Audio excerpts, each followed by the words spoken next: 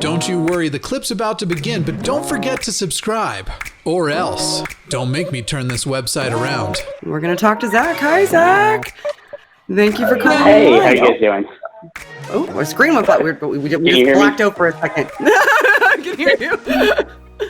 This is Owen and Prophet of Zod. How can we help you today? Welcome to the line. What would you like to talk about, Zach? So kind of directed towards Shannon because I know you have kids, but my wife and I are both atheists. Her family is very religious. My family, not so much. But we have a 2-year-old, and I kind of want to know, like, how do I approach this in the future with my daughter's friends, her family, stuff like that, because it kind of worries me if I don't know how to. I'm not sure I can always defend it, but I don't know if, like, you know, I don't want her to be looked upon as being bad in her with her circle of friends in the future or family. So just kind of wonder what your guys' thoughts are. So you're assuming that your child is probably going to identify as an atheist too, then I would imagine. And your concern is that other people are going to look down upon them as a result of them holding those beliefs? Yes, I don't look at, obviously, if she decides to change her mind in the future, that would be one thing. But, like, as of right now, we don't plan on raising her. Like, I personally would keep her as far away from any church as possible. Now, I guess I'm thinking of, like, when she's, like, 6 or 7 years old, you know, and, like, you know, where she doesn't really, you know what I mean, like, can't really another decide, kid talking like, about prayers or songs, right yeah, and she's probably like, God doesn't exist, and then there might be a negative reaction from the other kids or the parents of other kids that could be a detriment to her. Okay, I got you. So you're attempting to kind of coach her on traversing those social interactions then, without compromising her beliefs. So that is a communication question. So you're going, if this is something that's a legitimate concern based on your area, like for me, for my kid, it's really not a legitimate concern. He has a really strong social support network that know that I'm an atheist here. I'm very, very lucky in that aspect, but know that I'm an atheist and, you know, don't have an issue with it, and know that he is kind of blazing his own trail. Like he'll land wherever he lands based on me teaching him, like I said prior, how to think, not what to think. So what you may want to do is do some scenario running with her if it's something that is of concern, and see what her concerns are, or if she has any as she's starting to interact with people. Because it could be the case, like kids have very dynamic personalities, and in some instances it could be something that is brought up that she just lets it roll off. Like they say, well, there is a God and you're dumb, and she's probably just like, okay, whatever. Like, all right guys, okay, fine. Some kids might be like that, and other kids may actually have a detrimental impact as a result of that, because they internalize the differences, and those differences other them, and then that causes them to have issues as a result. So I guess you would need to do a pulse check with her and do some scenario running to see, you know, like do mirror interactions with her to say, hey, you know, if this type of thing happened at school, what's the type of thing that you would say? If you say that and they respond like this, how would that make you feel? And if you feel like that, is there something that we can do to prevent you feeling like that if these types of things happen? Is that something that you're concerned about? Do you have a strong person at school that you can talk to? Is there anybody you know who feels like you feel? Don't predicate your parenting on the assumption that you know how a child is going to feel based on your previous experiences and how you felt, or your concerns or anxiety about future projection. The first thing you should really do is a pulse check to see how they legitimately do feel, and if they have anxiety, what those anxieties are predicated around, so that you can guide her based on the information that matters and is relevant to her locus of emotional control. Does some of that make sense? Yes, it does. I guess I'm just, because like we're in central Ohio, which is like, even if the parent was a partier or, you know, into the drinking and stuff when they were younger, all of a sudden like they become religious. And I've seen that with like friends that had kids and stuff. And it's like, oh, well, it's Easter Sunday. We're all going to church on this day. And it just, I'm like, how am I going to handle this when it comes down to it? When I get, sorry, Cecilia, we don't go to church, you know? Right. But thank you for taking my question. No problem. Thank you for calling. Katie, did you have anything that you wanted to add? I know you don't have any kids, but you know kids. Yeah, You were a kid. I guess, Sorry. I don't know how relevant this is. I was Sorry, going to say, didn't like, isolate one person.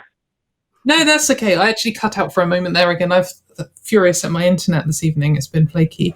But I guess one thing that I'd point out is that, like, there's a lot of kids are brought up believing in Father Christmas, and there's a moment where they realise that that's not true. But then for a lot of them, there's a moment that, and I know I had this, where you realise that other kids still believe it, and it's like, you know, you're maybe going to disagree over it, or it's not necessarily good to tell them that it's not true or that it is true or whatever.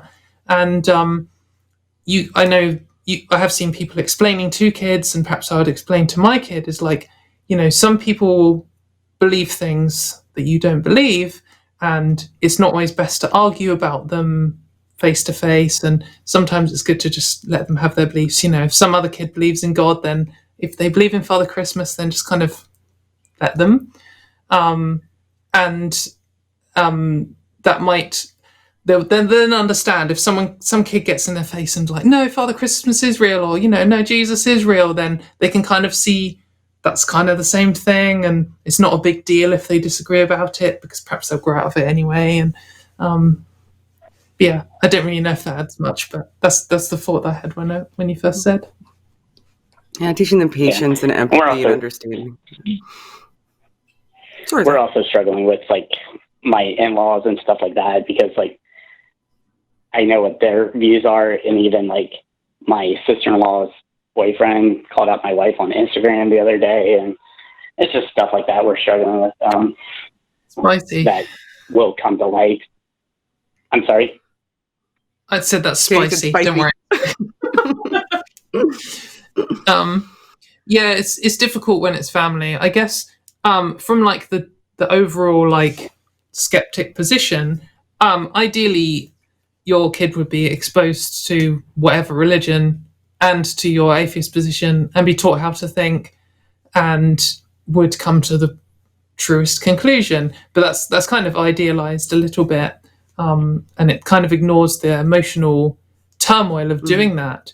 But certainly, you know, if as long as it's sensible to, and it doesn't get to an abusive level, which I know it can be for some families, but I'm not suggesting that at all for your family. You know, if it's not at that level, then having the grandparents in your child's life is probably a good thing, and they may well try and convert your kid, and perhaps you're going to have to be ready to teach them the critical thinking skills to deal with that. And that's the important thing, teaching them those skills, rather than and how to handle the difference of opinion, rather than like making sure that they believe the same thing as you. That's perhaps more important. And ultimately, a child is going to gravitate towards, feel the most safe around, and have the strongest relationship with the adults in their life that don't hold their relationship hostage to their belief system. So if there are other people in your children's lives that are essentially saying, you know, I'll love you more, I'll love you better, I'll love you different, you'll be better, you'll be different if you believe this thing, and that would make you increase in value to me, as opposed to a family member who says, whatever you believe, I support you, I'm here for you, let me help you go on this journey so that we can do it together, your best interest is what I have in mind. Like, You know, that doesn't seem like a difficult choice to, you know, even a child could see that so much so that is where they gravitate towards. They will go where they're the most supported and feel the safest. So long as you provide that space, that will, to a certain degree, inoculate them from that influence, because when they escape that influence, they'll have a soft place to land where they can actually work through the experiences that they had when that other person was attempting to direct how they should think. Okay. Sounds like, I know it's hard. All right. Well, and they're having a party right now. All right, Zach, we will let you go. Thank you so much for calling. I very much appreciate it. Hopefully there was something valuable in there. Yeah, thank you. Sorry, I'm watching my daughter, and she just picked up something off the floor. So yeah, they do that. One of those they do that, please. So, yes. All right. Well, thank you guys very much, and have a great night and afternoon. Katie, I think you're in England, right? Yeah, it's 2:30 a.m. here, and I have work tomorrow. Okay. Yeah, we have to let Katie go to sleep. Well, Thank you, Zach. Okay. Well, thank you very much, guys. You're welcome. Bye. Hey, thanks for checking out this clip for The Line. While you're here, hit that like button, hit subscribe, turn on notifications, and then share this with that bitter uncle of yours who loves talking about the good old days.